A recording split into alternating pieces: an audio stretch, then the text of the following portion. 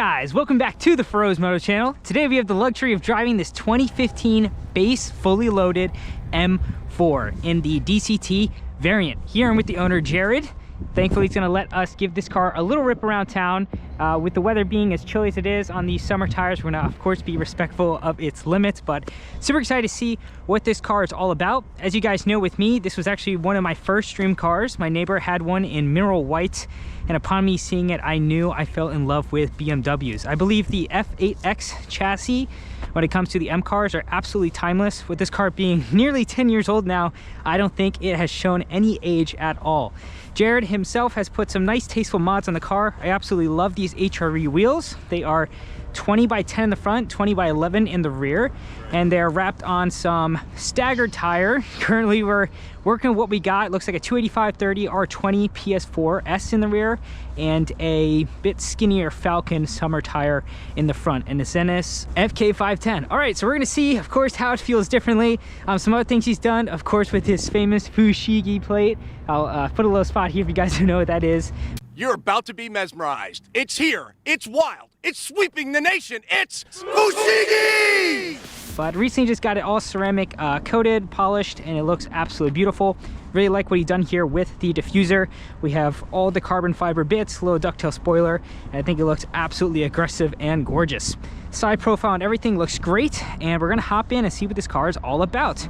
So, with you guys before in the channel, you knew I had an M2 competition, so I'm no stranger to the S55. We'll just take a look at that guy real quick. And we'll kind of talk about what this guy is out here. So, of course, as you guys know, BMW is the king of the game when it comes to inline six motors. Here at the S55, we're working out a twin turbocharged inline six.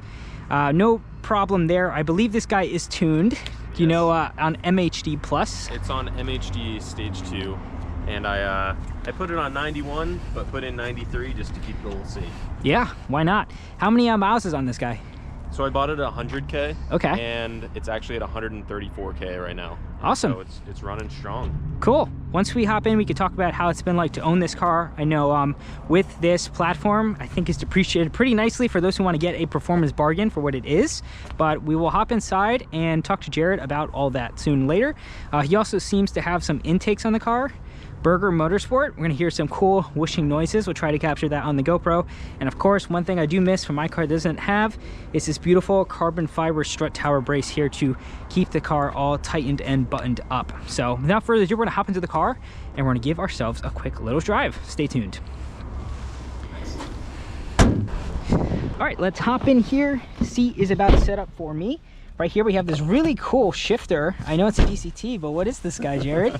Tell me about it. So I saw a post a couple months ago of an interest check. This guy just had no products, no brand yet, and it's called Project 225. He designed this CNC shifter. It's sequential. That's so cool. Sequential look. I think it's pretty cool. I mean, like it. I sometimes lose track of where the paddles are in a slide when true. my hand's on it kind of sideways, you know? And I just like having an easy, you know. Yeah, a little sequential. Bam, bam, bam, bam. Yeah, a little sequential. Cool. I think it looks pretty cool too. So we're gonna start this puppy up. Let's go. Oh yeah, S55 noises in action. So here we have the iDrive 6, kind of a beloved time when it comes to interiors of BMW. Still have our digital gauges with the bonus and addition of some of the digital down there with the analog on top, and I think it is a great rendition of what we have for infotainment. Let me just this. Get rid of that brake sensor. All good. So we have our drive modes here. What do you recommend driving this guy in? So we'll start off in, I guess, a quiet mode. That's how you do it. It does sound pretty good. There's definitely two different personalities of this car. Agreed. You know, Sport and Sport Plus, valves fully open from 0 to red line, and efficiency mode, or efficient mode, if you press this top button here, keeps the valves closed from up to 4K RPM. Cool. And just to reduce back pressure, it opens up at 4. You can't really change that. Nice. So I'm no stranger, of course, to this guy. So we're gonna hop this bad boy into Sport Plus, and we're gonna see how it goes. So I just put this in drive. Yeah. Also, you put it in M1, so traction is fully off. You probably don't want that. Yeah. How do we keep that's definitely the rowdy mode. Yeah. for me. MDM's fine. I just like to leave it in MDM. Yep. So how do I go into drive? So yeah, I guess you wouldn't know because there's no labels on this shifter. And where's the third pedal? Yeah, you may think it has a third pedal because of the shifter, but yeah, it does not. Oh wow, so you just go to the right? So yeah, you just move it to the right. If it just says 1, then you're in manual mode, first gear, second gear. You can start in first or second, interestingly. And then if you press it to the right again, it'll put it in drive. Cool. 99% of the time, I'm driving in manual mode. Yeah, even if keep it in manual if you don't mind. Even if I'm not driving recklessly. All right, so this is my first time with the DCT. We'll see how it goes. All right, feel it cash. It actually has the heads-up display too, which is really nice. And so far, it feels right at home when it comes to BMWs. Yeah. I don't think these cars really are too that different compared to each other. I know, especially with the F and G series, I want to say just the refinement level and everything is just slightly different. But overall, fit, finish, and feel, these cars are no way too different from each other. Especially with characteristics when it comes to the motor. The S55 likes to get its torque really early in the rev range. Compared to the S58, it likes to grab a little higher. With mine being the manual, the torque and output and everything is definitely lower. But with this guy being, how much power do you think is pushing out with this current stage 2? I would say stage 2 plus, you definitely hit 500 wheel, at least from dynos I've seen on MHD. Yeah. But with stage 2, 91, I would say it's probably 490 wheel. So wow. Plenty of power to go rowdy and crazy. I believe this car too is a little bit lighter than mine, so it has all the benefits there with putting down power and that such. But so far it feels great. The shifts are pretty responsive. I do know that when you like to drive this car harder, I think it's a bit more active, and then in other ways it's a little more don't want to say lazy or sluggish, but you got to drive this car with more intent because it's not a traditional automatic. But it's kind of funny, I remember hearing online that when you give gas, you actually kind of feel the clutches, the plates like move. So I'm feeling that too. You give a little gas and it feels as if, yeah, so see, I'm not moving, and then I put a little gas and I feel the clutches actually start to distribute the power there as we're slipping into gear. So it's kind of nice. It's like a good mix of both. I didn't really understand what people meant, but now I'm kind of figuring that out. So is this your first time driving a DCT? Yes, BMW? actually, yeah. That's great. So first time driving a DCT. I want to say the exhaust sounds good. What do you have done to it?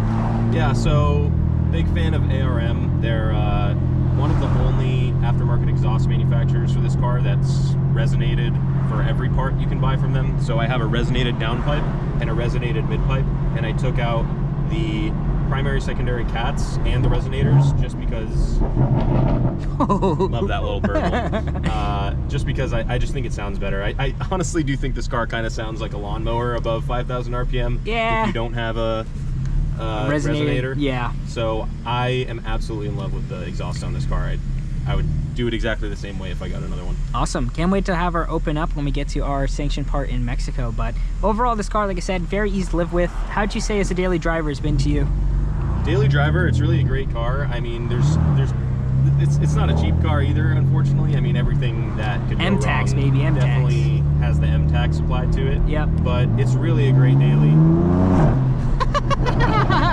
It's so fun to drive. Yeah. I have only had manual cars until this car, and I do truly enjoy the DCT. I think it makes all the best noises when you shift. The thing I'm going to recommend for you when you drive is, number one, if you want to get rid of the annoying burbles, you can put it in sport. It won't really change anything besides make your pedal a little less touchy. Yeah, I'm already feeling that right now. Yeah, more natural. The other one's a little more lurchy. Pretty much I'm always in sport. Okay. And then if you just shift at, let's say, anything above 4,000, even just give it like 15% throttle and then shift above 4,000, it'll just, while continuing holding the throttle, it'll make like a crisp shift. And cool. It just sounds so good. I don't know. I love driving this car. I think it's a great daily. Yeah. I drive it to work every day, 10 miles there, 10 miles back, simple, easy commute. And it's just fun to have a car as engaging and as loud and also as quiet in efficient mode as this, you know, best of both worlds. I really do think, onto what Jared's saying, this is kind of the perfect mix when it comes to modern and I guess don't want to say older, but you know, more raw cars. I think this F8X generation, although it's not compared to the G series as fast or refined, fit, finish, blah, blah, blah, but this kind of gives you that kind of spice and spunk that you want. It's a really fun street car, I'd say. Proficient in a lot of ways, but just overall a really, really satisfying and fun experience. And for the money that you're getting into these guys, I do know that, you know, maintenance and other parts are not cheap, but once you get through that, you know, bulkhead of making sure these guys are reliable and stout, which honestly, not a lot of things go too horribly wrong, I want to say. Just got to make sure that you're getting a good example, well kept, and just replace the parts that need it, and making sure you're doing your maintenance, and it should treat you well. The performance for $1 is pretty astounding, and these cars are absolutely awesome. So we're going to see how it does out here in a little twisty.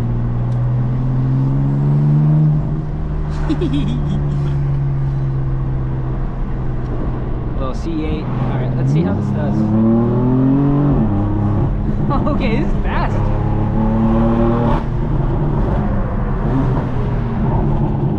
So yeah, DCT is pretty quick. Do you have like any tune on the box as well? Or? I do. I have XHP, which is honestly, in my understanding, is the only DCT tune you can get in this car that's, you know, has the reliability behind it. 1 second.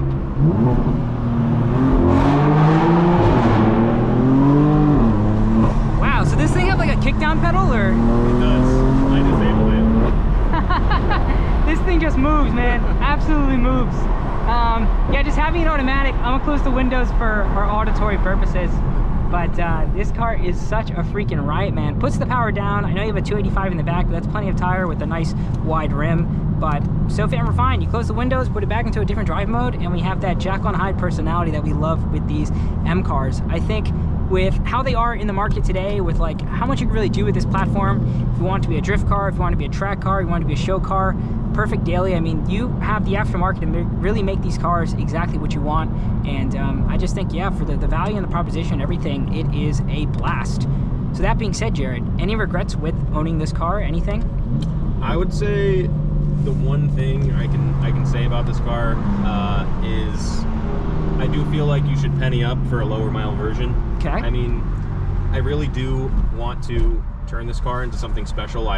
The future for this is I really want to put T51R turbos on it. I think that would just sound insane. Yeah. But it's hard for me to want to put all that money into it when it's such a high mile car. I do feel like I should have paid an extra 10 grand and got a lower mile one. You know, 50, 60K miles is only $10,000 yeah. more. I got this car for 28 grand. I thought it was a pretty good deal. I do still think it's a pretty good deal. Yeah, compared to other cars, I mean, BRZs are like even more. Yeah. And yeah, I mean, as you were saying earlier, I definitely think it's amazing price to performance. And I don't know, I mean, I have driven a manual version of this car, and like I said, this is my first automatic, and I do really love it.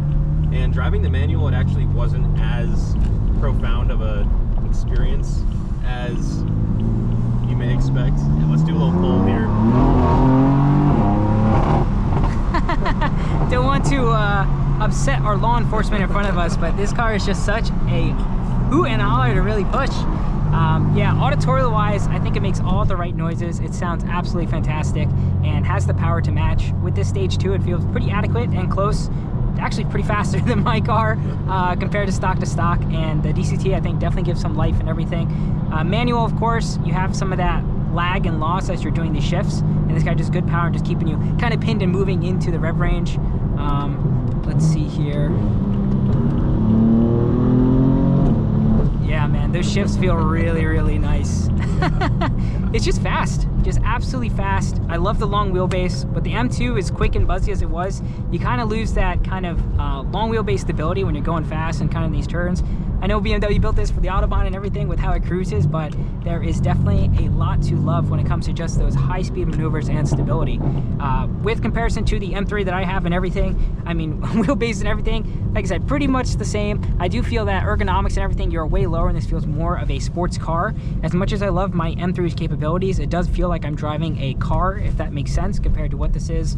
One thing I do love with a 4 Series is you kind of get this like shield armor type of door handle. One thing I wish my car had was that, but of course with these being the coupe, the doors are longer, you get a bit more stability there. So everything I just say, the 4 Series kind of makes it feel a bit more luxurious and a bit more dedicated and driven with that car. But interior wise, carbon fiber, and I believe this has the extended leather package. I think it's aged very gracefully, very nice fit and finish. I'm not hearing any rattles or squeaks, and we are obviously pushing this guy. So I think for the age and everything, a well kept one of these guys, and good for you, Jared, for keeping this in such good shape.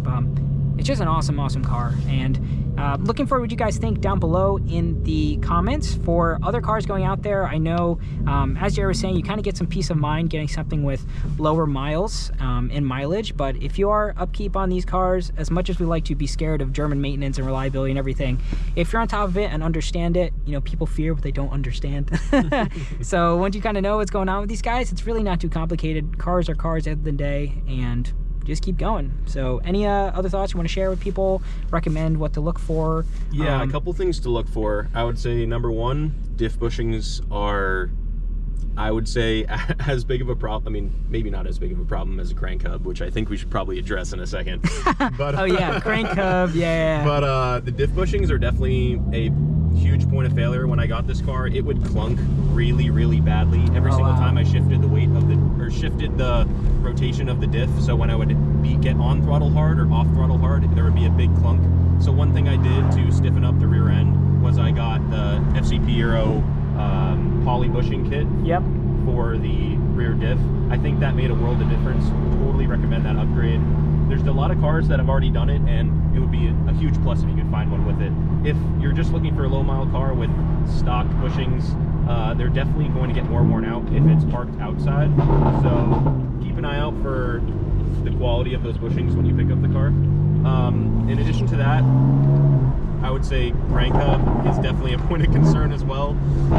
The way that I drive this car, my rule of thumb is I never really downshift above and make the downshift hit above 5,000 RPM. A clean pull, a clean shift, everything will keep this car happy, and I would say no problems with the crank hub there. I mean, this car makes, and I have had it at 2+, so I've had this car make 500 wheel and beat the shit out of it, and honestly there's been absolutely no issues. So this car's been really reliable for a high mile BMW. I mean, breaking news. cut to me spinning the crank hub. No, but I agree. Yeah, I don't think there's too many things you really need to look out for in this car. The one cosmetic thing that is very prominent is the carbon fiber roof. When I got this car, I didn't inspect it too much, and it turned out that the front of the roof was actually chipping a little bit. It sounds so good. I don't get a lot of opportunities to be a passenger. I feel like such a BMW. Yeah. Beep beep. That's so good. But it feels so good, man.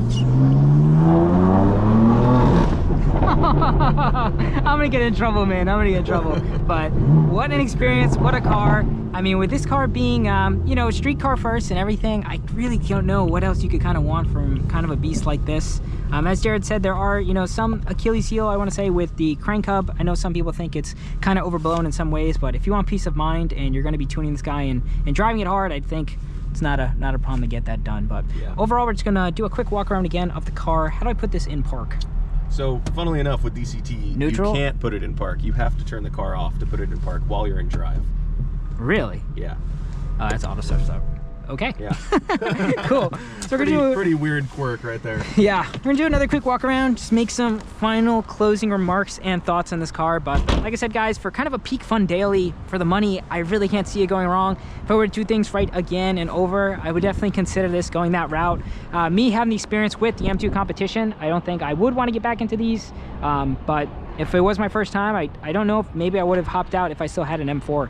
I think the long wheelbase and everything is super great. Tons of support, mods and everything, and it's just a great platform. So that being said, if you guys made it this far in the video, I know it's not our traditional driving out in the toga and everything. We might have a chance to do that in another time in this year, but for a regular street drive, kind of giving an example of what's going to actually happen out there for these cars, I think it was a good little taste of what this has to offer. So that being said, thank you guys so much for watching. If you enjoyed this content, don't forget to like, comment, and subscribe. This is your host, Feroz Moto. Huge shout out to Jared again for letting me drive this beast, and I'll catch you guys in the next one. Peace.